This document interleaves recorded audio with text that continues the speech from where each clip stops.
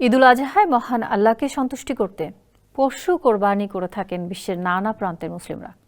দেশ ও সংস্কৃতি ভেদে এই উৎসবের রয়েছে আলাদা কিছু বৈশিষ্ট্য। তবে ভিন্নতা যতই থাকুক, সবার উদ্দেশ্য আল্লাহর সন্তুষ্টি অর্জন। বিশ্বের কোথাও মুসলিমরা কোরবানিতে গরু কিংবা ছাগলকে প্রাধান্য দেন, আবার কোথাও বা ভেড়া, মহিষ কিংবা উটি হয়ে ওঠে কোরবানির প্রিয় পশু। তাদের কোরবানির রীতিনীতি সম্পর্কে বিস্তারিত জানাচ্ছেন নুসরাত জাহান কলি। প্রতি বছর বিশ্বের বিভিন্ন দেশে ঈদ উদযাপনে দেখা যায় আলাদা আলাদা চিত্র। শুধু ঈদ পালনেই নয়, এদের নাম নিয়েও দেখা যায় ভিন্নতা। তবে সবার উদ্দেশ্যই হলো মহান আল্লাহ তাআলার সান্নিধ্য অর্জন করা।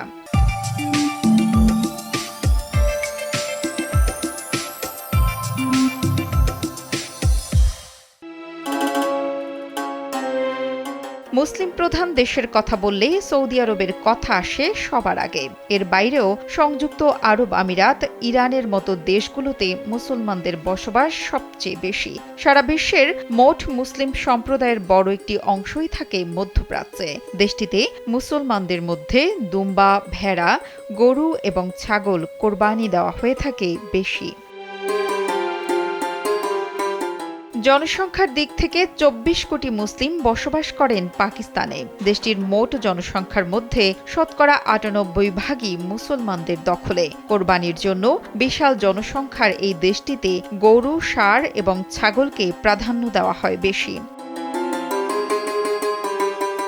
এদিকে বাংলাদেশের প্রতিবেশী দেশ ভারতে মুসলিম সম্প্রদায় খুব অল্প বসবাস করলেও প্রায় বেশ কিছু অঞ্চলে ছড়িয়ে ছিটিয়ে বসবাস করেন মুসলমানরা।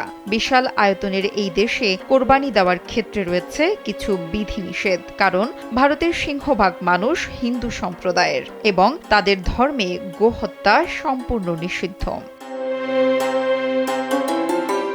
তবে একেবারে আলাদা চিত্র দেখা যায় মুসলিম প্রধান দেশ তুরস্কে। দেশটির সরকারি তথ্য বলছে, সেখানের ৯৯% মানুষ ইসলাম ধর্মের অনুসারী। তুরস্কে ঈদুল আজহাকে বলা হয় কুরবান বায়রামি। তুর্কির মুসলমানরা সাধারণত গরু, ছাগল ও ভেড়া কোরবানি দিলেও বাড়িতে কখনো কোরবানি দেন না তারা, বরং নিজেদের সুযোগ সুবিধা বিবেচনা করে কসাইখানায় কোরবানি দেওয়া হয় গরু। বিশ্বের মুসলিম জনগোষ্ঠীর বড় একটি অংশ থাকে আফ্রিকাতে। তবে আফ্রিকান দেশ নাইজেরিয়ার বেশিরভাগ মানুষই আবার মুসলিম। কোরবানির জন্য দেশটিতে ভেড়াই সবচেয়ে বেশি জনপ্রিয়। সেখানে ঈদুল আজহাকে বলা হয় ঈদুল কাবির। নুসরাত জাহান কলি, কালবেলা।